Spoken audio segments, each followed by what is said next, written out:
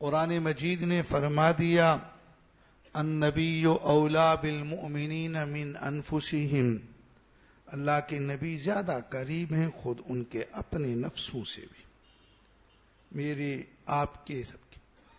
یہ قریب ہونے کا معنی یہی ہے کہ آپ کی محبت، آپ کی شفقت، آپ کی خیر خواہی۔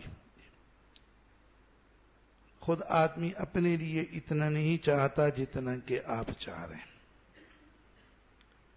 ایک تو ہمیں اپنا ویسا ہی پتہ نہیں، ہم اپنے لیے خیر سمجھ کے کوئی کام کرتے ہیں، ہوتا ہمارے لیے وہ نقصان دہ۔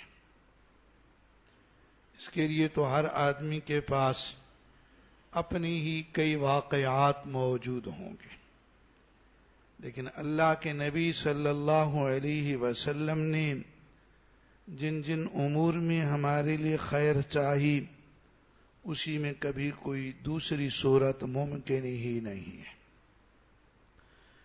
آپ اپنی امت کے لیے یہاں بھی خیر چاہنے والے، وہاں بھی خیر چاہنے والے، اللہ کی ساری کائنات میں آپ جتنے اپنی امت کے خیر خواہ ہیں، اتنا کوئی خیر خواہ نہیں۔ آج دنیا میں بہت لوگ ہیں، ہمارے اس زمانے میں دنیا ایک کفر کا ایجنڈا ہی یہی ہے کہ مسلمانوں پر اپنے نظریات مسلط کیے جائیں، اپنی تہذیب، اپنی معاشرت، اپنی ہر چیز وہ ہم پہ مسلط کر رہے ہیں، اور ان ساری چیزوں کو ہمارے لیے کبھی نام دیتے ہیں کہ یہ ان کے انسانی حقوق کے لیے ہم کام کر رہے ہیں۔ ہماری عورتوں کو خراب کریں تو نسوانی حقوق کا اس کو نام دے دیتے ہیں، اور کبھی اس کا نام ہوتا ہے جی ان کے لیے آزادی کی باتیں ہیں، ہم اسی لیے ساری چیزیں دے رہے ہیں۔ ہمارے خیر خواہ بن کر ہمارے اوپر اپنا ایجنڈا، اپنا نظریہ مسلط کرتے ہیں۔ باتیں کچھ اس انداز کی جاتی ہیں کہ کچھ لوگ متاثر ہو جاتے ہیں۔ بہت سارے میڈیا والے، لکھاری، سیکولر اور دوسرے ماہرین کس کے قسم کے لوگ پھر ہمارے اوپر وہ نظریہ مسلط کر، یہ بات یوں ہے، یہ بات یوں ہے۔ عورت ایک شادی کرے، مرد ایک شادی کرے، 2 بیویاں نہ ہوں، یہ جی عورت کے حقوق کے خلاف ہے۔ یہ ہمارے خیر خواہ ہماری عورت کے خیر خواہ بننا چاہ رہے ہیں۔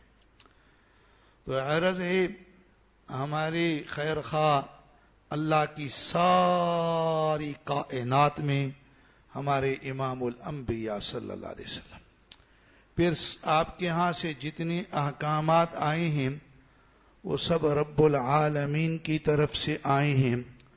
اللہ رب العالمین ہمارے لیے ارحم الراحمین ہیں، وہ خیر الراحمین ہیں، وہ خیر الغافرین ہیں، وہ رحمان ہیں، وہ رحیم ہیں، وہ تو ہمارے سب کچھ ہیں۔ جس اللہ نے ہمیں ذرے سے یہ انسان بنایا، ہمارے وجود کے اندر جتنی بھی چیزیں ہیں وہ سب میرے رب نے ہمیں عطا فرمائی ہیں، یہ سب کچھ اللہ دے رہے ہیں۔ اب اللہ کے مقابلے میں یہ کہنا کہ جو اللہ نے حکم دیا وہ نہیں، یہ ہمارا ہی حکم، ہمارا ہی نظام مردوں اور عورتوں کے لیے خیر خواہی ہے، تو اس جیسا دنیا میں کوئی بڑا جھوٹ ہو سکتا ہے، کوئی بڑا فریب ہو سکتا ہے؟ ہمیں وہ آزادی کا نام نہیں چاہیے جس میں یہ لوگ ہمیں اپنا غلام بنائیں اور یہ سمجھیں کہ ہم ان کو اپنا خدا بنائیں۔ ہمیں نہیں چاہیے۔ ہمیں ہمارے اللہ کے احکامات چاہیے، ہمیں ہمارے رسول اللہ صلی اللہ علیہ وسلم کے احکامات چاہیے۔ ہم اللہ کی اطاعت میں خوش، ہم اللہ کے رسول کی اطاعت میں خوش۔ معاملہ تو یہاں تک بھی جا پہنچا امت میں آپ کے دین کی پھیلانے میں، دین کی خدمت میں، دین کی تعلیم و تربیت کے جو مراکز ہیں، مدارس، وہاں پر بھی غیروں کا ایجنڈا اصلاحات کے نام پر مسلط کرنے کی کوشش ہے، اور کہا جا رہا ہے کہ ان کو ہم علماء کی غلامی سے نجات دلائیں گے، وہ چیز پڑھائیں گے، مطلب یہ ہے کہ جس میں ہم ان کو اپنا غلام بنائیں گے۔ تو یہ ایک سارا معاملہ چل نکلا، پوری دنیا کا ایجنڈا ہے۔ اصل مقصود یہ عرض کرنا ہے کہ ہمارے خیر خواہ کون ہیں؟ امام الانبیاء، دنیا نہیں ہے، دنیا نہیں ہے۔ اس لیے جو بات اللہ کے رسول نے فرما دی ہمارے لیے وہی حرف آخر ہے، اور اللہ کے رسول کی بات کو جو علماء نے سمجھ کر کے آگے پہنچایا وہی ہمارے لیے اصل اور اہم ہے۔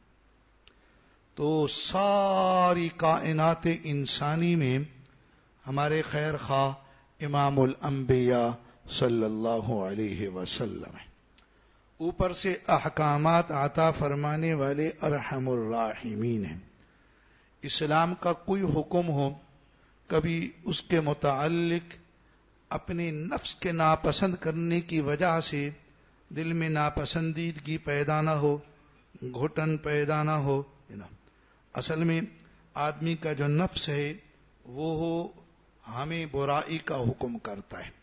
اب جب اللہ اور اس کے رسول کا حکم آتا ہے تو نفس کی خواہش سے وہ ٹکراتا ہے، نفس وہ تنگی محسوس کرتا ہے۔ دوسری بات، ہم نے کچھ ایسے معاشرے کو اپنے لیے اپنایا جہاں پر دین کی کمی ہے، نماز نہیں، روزہ نہیں، بہت ساری وہ چیزیں ہیں۔ اب ہم اسلامی احکامات کو اس معاشرے کے موازنے میں دیکھتے ہیں، وہاں آزادی نفس نظر آتی ہے، وہاں آزادی طبع نظر آتی ہے، یہاں پر پابندیاں نظر آتی ہیں۔ بندہ کہتا ہے یہ احکامات تو بڑے مشکل ہوئے، ان میں تو ہمارے لیے مشکلات ہیں، ان میں تو ہمارے لیے مشکل۔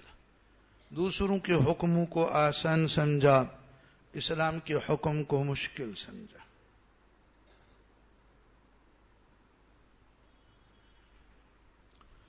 اللہ اکبر۔